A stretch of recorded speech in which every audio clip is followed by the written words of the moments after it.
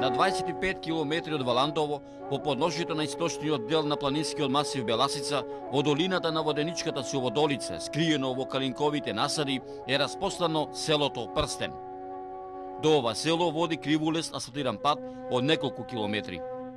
Во непосредна близина на патот се наоѓа безброј варници, а како што се приближуваме кон селото, така во пресред ни доаѓаат калинковите ореовите стебла, чии гранки натежнале од зрелите плодови што чекаат да бидат оберени од некого. Селото Прстен се наоѓа на 260 метри надморска височина. Во ова село живеат турци јуруци.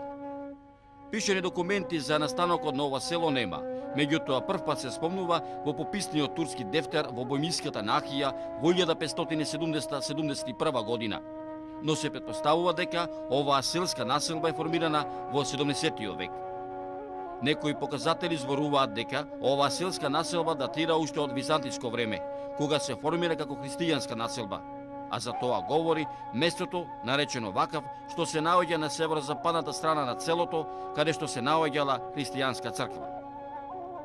Како што споменавме, во селото Прстен живеат селани од турска националност, што се разликуваат по многу нешта од селаните во другите села во Македонија со муслиманска вероисповест. Во ова село ги нема големите камени авлии, големите тешки селски порти. Мештаните се гостопримливи и добри домајќини. Првите податоци за присуството на турците јуруци во пределот на Бојмиската нахија се од пописниот дефтер од 1419 година. Во овој дефтер не се дадени никакви податоци за турците јуруци кои што живееле околу Дојранското езеро. Се до 1515 година турците јуруци немале постојни своји населби. Да споменеме дека голем број на населби се формирани во текот на 15 век, кога се формираат селата Башибус, Дедели, Чалакли, Куртамзали, Мемешли, Орманли, Дорломбос и селото Прстен. Според други показатели, една од многуте причини за населувањето на турците јуруци во Валандовската област и во самото село Прстен била и потребата на новата османлиска власт да ги осигура натамошните продирања во правец југ, запад и север и да ги осигура стратешките патишта. А според други показатели, населувањето на турците јуруци во селото Прстен се поврзуваат со постоењето на двете македонски кралства, кралството на деспотот Углеша, кое било под османлиска власт, а кое се граничело со македонското кралство на крали Марко, кое што се уште во тој временски период не било под турска власт. Меѓутоа, според трет показател, турците јуруци имале и своји мотиви од економска и социјална природа, кое за нив имало големо значење затоа што тие биле номади. Јуручките села во Валандовско, како и самото село Прстен, е од збиен тип. Во средината на селото се наоѓа џамија, која се разликува од другите џамии кои што се наоѓаат во селата во цела Македонија и тоа по минарето. Во оваа џамија, во минатото, верски обреди извршувале дервиши. Џамијата е зидена од камен и нема минаре. Пред да почне да се градат постојани живеалишта, селаните од селото Прстен во минатото живееле во шатори, така наречени кадири. Повеќе шатори сочинувале така наречена оба.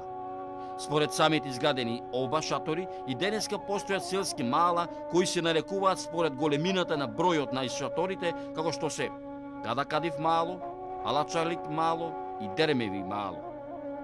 За поранешниот живот на селото Прстен зборуваат и виканите места Башоба, Бајрамбоа, Долло, Оба и други.